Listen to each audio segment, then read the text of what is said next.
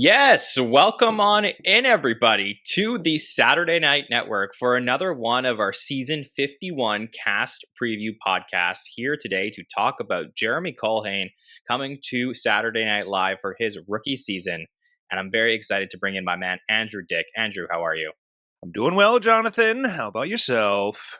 Doing fantastic. We've been doing these preview podcasts every single day here on the SNN. I remember when you I've once said to noticed. me, you were like, you were like, how do you do podcasts 3 times a week? And I was like, hold my beer. I'm going to do one every day. So You're a madman. I'm a madman, but it's been fun. I think we've been having a good time, and I appreciate all the comments on all of the podcasts that we've been doing every day. And of course, I'm very excited to talk about Jeremy. I feel like, if I'm being honest, I feel like I didn't give him his due when like when we announced the new cast and we were talking about him. I was like sort of talking about him as like one of the unknowns. But after doing more research, I was like, shame on me. Should have known more, because the guy clearly has like a sketch background and like is totally the right fit. He's like everything I've been asking the show to get. So yeah. Yeah. Actually, he was the one that when the cast was announced, the new people were announced. He was the one that I first saw people posting clips and going, "Oh my god, I was a fan before SNL picked him up." So that was my first introduction to him. Was a whole bunch of people going, "Hey, all right." Yeah, well, I think it was not even that. It was just like I knew that Cam was getting hired before. Two, Veronica was in the mix last year, so I knew them both prior to this, and obviously Ben Marshall has been on the show. So like those three were very obvious to me. Tommy had seen on Fallon, but like didn't know much beyond that. So I just sort of like lumped them in together as like the extra two. But a very different case here with Jeremy, who, if you're not so familiar with it, comes from Dropout TV, and Dropout originally was a College Humor thing with subsidiary. They put that together, and then it branched off, I think, post COVID, and they became their own thing. But a lot of people who have been SNL fans over the years actually have turned to Dropout and have been like, yeah, I really love this in terms of sketch comedy. They have a huge rotating cast of characters that come on all of their shows that they do. And Jeremy is really talented. So I think if there's like anybody to go and do some research on prior to the season, I think it's him, because there's a lot of game footage to dive into. So I'm really excited to see him. Andrew, I'd love to know your overall thoughts about him coming and joining the show.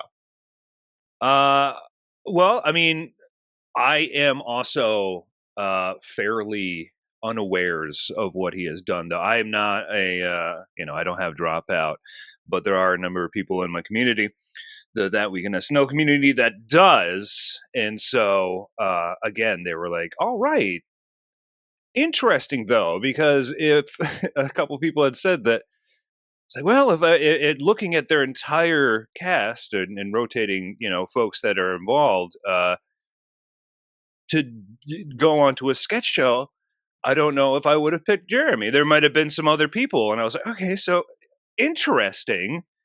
And I've seen some clips, maybe 4 to 5, 6.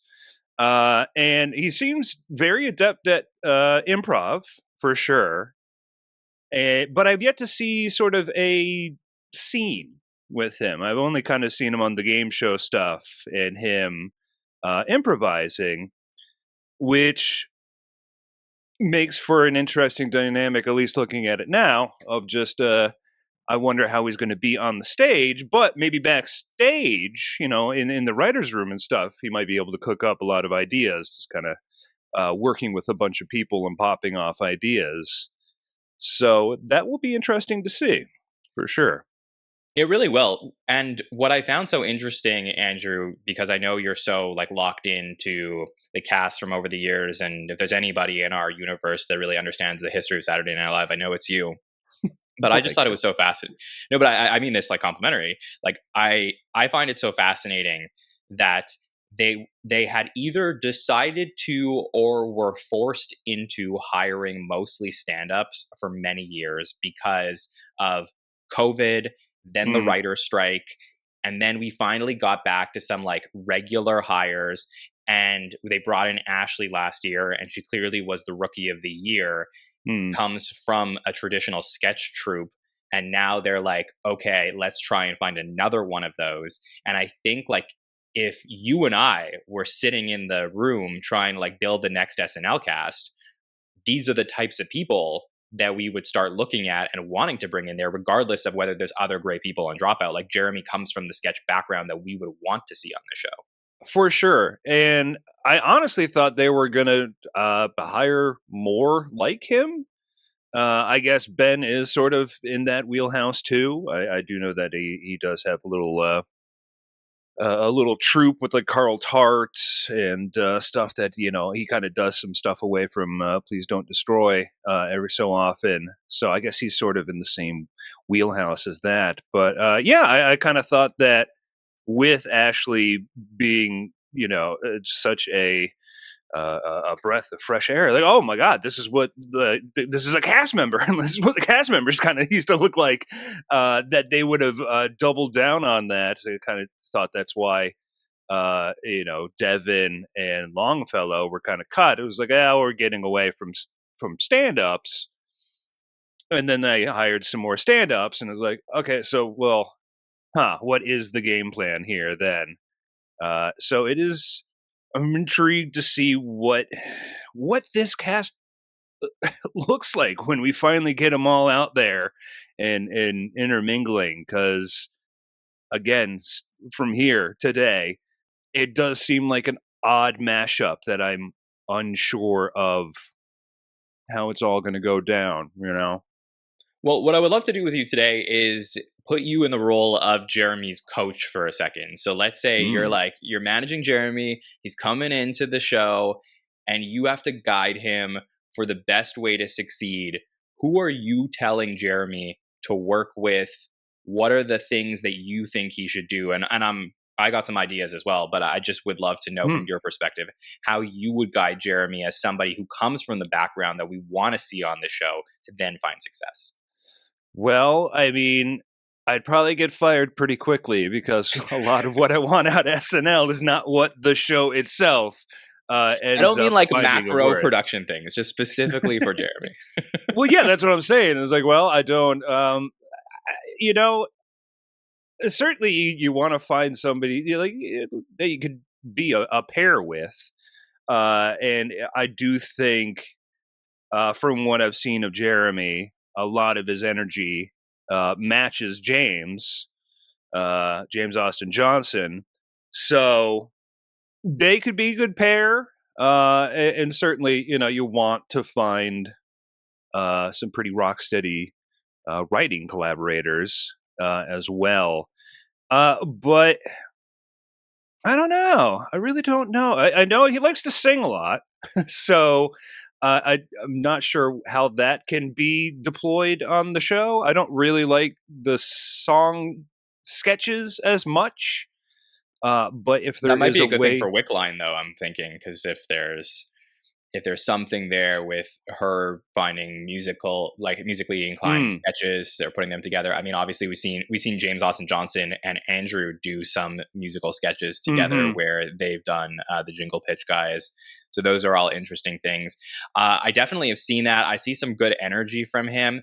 When I was watching some of the tape that he had from Dropout, I was sort of seeing, like, I don't want to put too much pressure on him or like give him because I don't know how he does with impressions, but I really saw like a little bit of Bill Hader in him, like at least early Bill Hader, in terms of like the energy and the presence that he's bringing to the show. He sort of has that like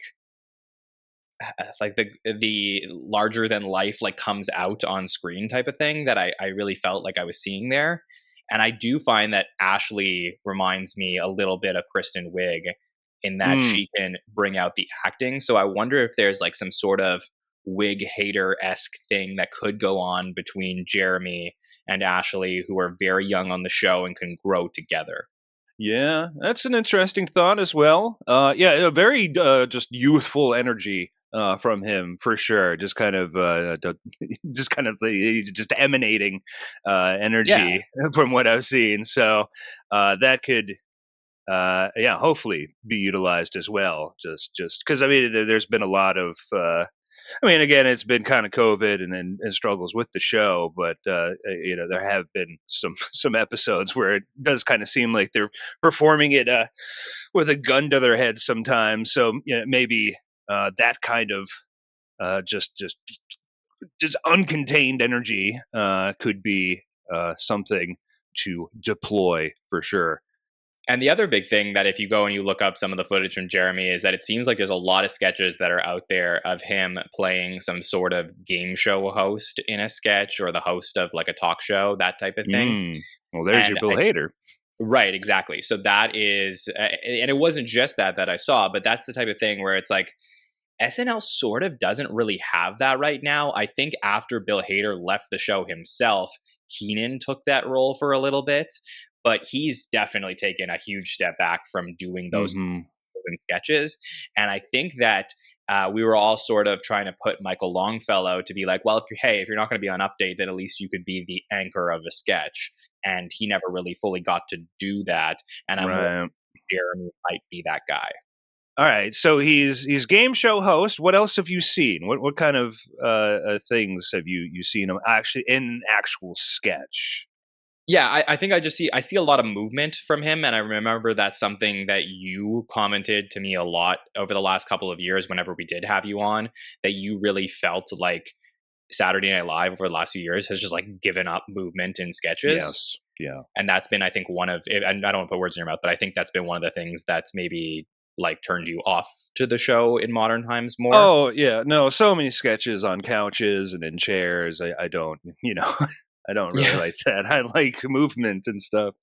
Yeah, one of our other podcasters, Rachel, said that she sees them as like semicircle sketches. That's the way that they're always set up now. Yeah, and I see Jeremy, like he seems to have that type of presence where like he almost like can't stay still in a sketch in a way, not in necessarily like a Marcello Tasmanian Devil type way, but like in the like he just works well like in a scene moving around. And I think that using the space. Thank you. Yeah, that's what I'm trying to say. So I think that may be what we will get from him. Again, it's so hard to say how Dropout translates to Saturday Night Live just because we haven't seen it before. Is there like, because like obviously we were seeing Groundlings and Second City and UCB, like we were seeing all these different places that people were coming from where it's sort of like a quick 1-for-1 of like, hey, you're going to be on the stage at the Groundlings, you're going to do your sketches, and that's sort of going to be like the AAA, and then you're going to go to the majors and you're going to just move one thing to another. And that's what they did with Ashley last year, where Ashley basically she had her like story sketch about the dogs and she performed that at the Groundlings and then she performed it on Saturday Night Live. This time with Jeremy, it's hard to see if there's a specific 1-for-1 of like, hey, he did this on Dropout, so he's going to be able to do this on SNL. What do you think? Yeah, and I guess I never really considered that this is sort of an experiment of kind of pulling from a non-traditional incubator that the show will usually take from. I mean, they'll pull writers from College Humor and stuff, but usually not performers. And yeah, so it is basically kind of like we've now, because from what I've seen of Dropout, it does kind of seem like just not so much exactly this, but like just televised like comedy improv podcasts, and they have a lot of those people on there. I've seen like Paul F. Tompkins and stuff a lot in their guest spots and stuff. So it seems like they are very much pulling from that LA podcast improv scene that Ego was also kind of a part of as well. And there's other Comedy Bang Bang people on there as well. Oh yeah, a whole bunch. That's kind of why I first found out about it, was just like, oh hey, this is almost all of the staples. And so, I wonder, does he already know Carl Tarts? Like, you might already know a couple of people already working at the show. And that's a huge leg up. Yeah. Yeah, hopefully. I forgot the original question. We were talking about movement in sketches and the things that he was doing. And you were saying how you feel like there's like sort of like this modernization of the sketches and it's very like podcasty and stuff like that in the way that they're doing the stuff on Dropout. Yeah. And so one could, I mean, I guess, I don't know why the show kind of like, is it the director? Is it some other or mandate of how they frame these sketches and make people sit down and maybe one person will kind of move around a little bit.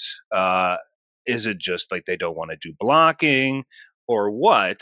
But yeah, I would really like to see them break out of that for sure. And if Jeremy can be one to do that, then I say, yeah, grab the bull by the horns there. Like, don't have him sitting down. I don't think he's going to work if he has to sit down. That might Right. be the biggest case, is that I'm not sure he will work in a couch sketch, you know?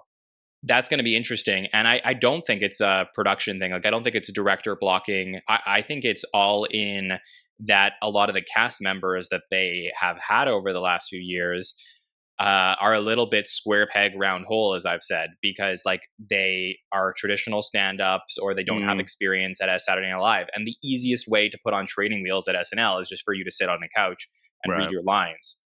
But there's a whole other level of things that we could do here with a little bit more movement. And I think Jeremy already has that in some of his sketches. So I'm really interested to see how that goes. I think another guy, by the way, that would be so important for Jeremy to get in with is Streeter Seidel. I mean, Mm, he was like huge at College Humor for so many right. years.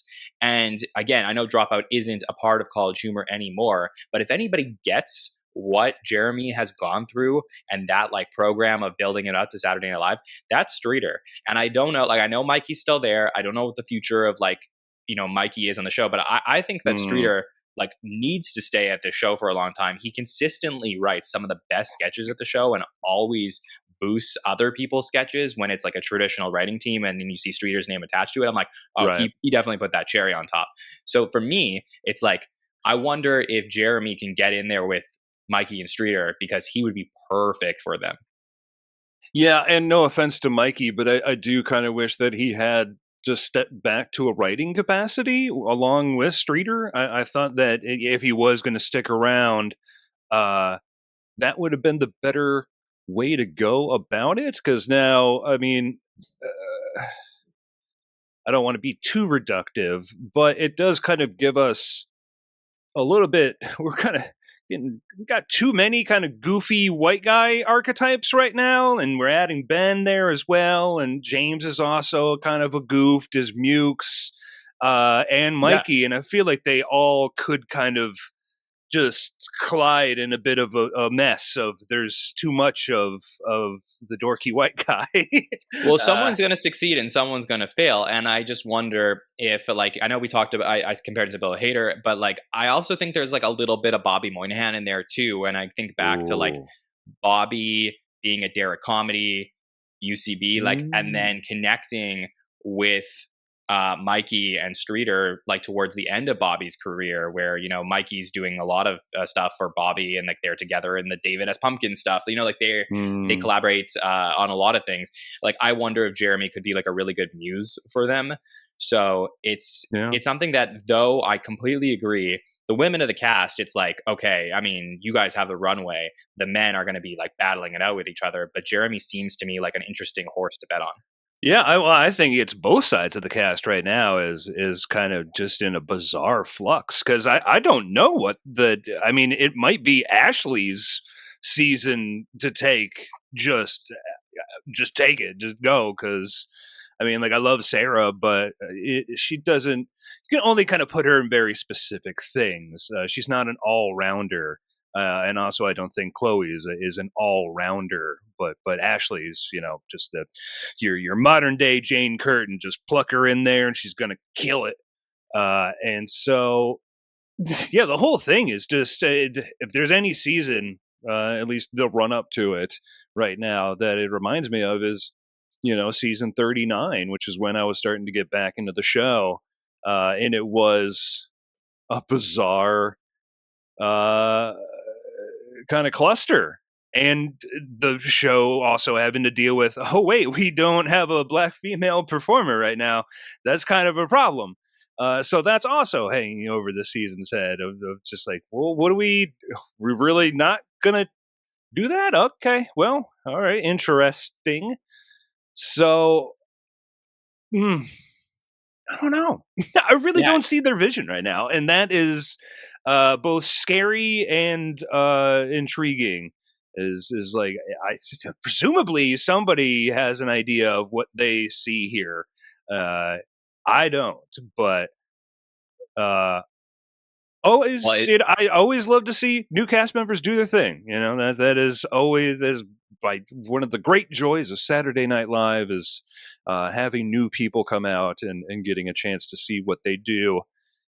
So that is very well, what was exciting. interesting about season 39 is that the SNL was pretty ruthless after the fact. They were like, "Hey, we hired all these people, but it's like sink or swim. Like if they didn't make it, we're not going to bring them back." Like they ended up like I think firing 4 of their new hires, Yeah, and so that's the and thing is Mike like, O'Brien went back to like writing, kind of yeah, guest exactly. writing. So 3 and then Mike. Yeah, so like it was like one of those things where um they put all these people in positions to do something, and if they don't, then so be it. And that creates a really exciting scenario as an SNL fan where we're going to watch this live sporting event week to week of like who's going to succeed and who's not. Yeah, I mean it So does get into the gladiatorial nature of Saturday Night Live that I yeah, don't actually like, and I don't like that how much pressure it puts on these people to well, I love it. perform.